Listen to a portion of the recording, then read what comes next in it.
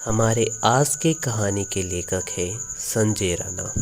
दोस्तों, कहानी की स्टार्टिंग संदीप नाम के एक व्यक्ति से होती है जिसे एक बहुत बड़ी कंपनी में जॉब लगा होता है और उसे उस कंपनी की तरफ से घर दिया जाता है। इन सब कारणों से संदीप बहुत खुश होता है और वह सुबह 8 बजे काम में चला जाता है और रात 9 बजे तक काम से वापस आ जाता है।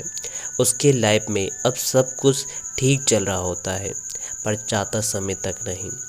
कुछ दिनों के बाद संदीप के साथ उस घर में बड़ी अजीब सी पैरानॉर्मल एक्टिविटी होने लगती है, जैसे कभी लाइट का अपने आप बंद होना, टीवी का रात 12-1 बजे चालू होना, किचन से सामान की गिरने की आवाज़ें आना।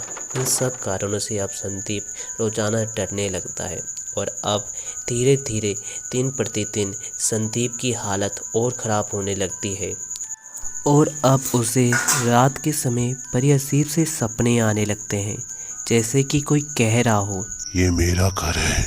और इन सब कारणों से संदीप अपने ऑफिस में भी सही तरीके से काम नहीं कर पाता है और वहीं वह ऑफिस में जाके सो जाता है।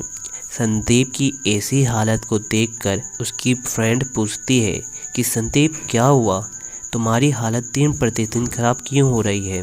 जहां संदीप उसे अपने साथ हो रही सारी कहानी बताता है, जिसे सुन जब उसकी दोस्त उससे उसके घर का एड्रेस पूछती है तो संदीप अपना एड्रेस बताता है, जिसे सुन वह बहुत ज़्यादा डर जाती है और संदीप को बताती है कि वह कोई नॉर्मल घर नहीं है, बल्कि वह इस पूरे शहर का सबसे बड़ा भूतिया घर है और उस घर में एक 19 साल की लड़की की आत्मा रहती है।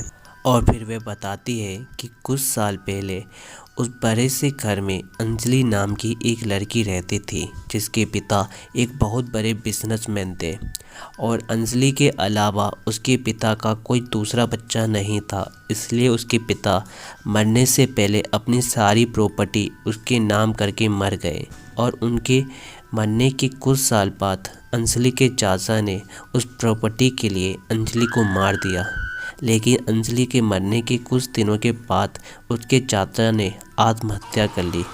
कईयों का कहना है कि अंजलि ने उसे मारा है और वहीं अगल बगल रहने वाले लोगों का कहना है कि रात के समय उस घर से बड़ी अजीब सी आवाज़ें आती हैं। इन सबको सुनने के बाद संदीप बहुत ज़्यादा डर जाता है और इसलिए वह उस घर को उसी दिन छोड़ के चला जाता है।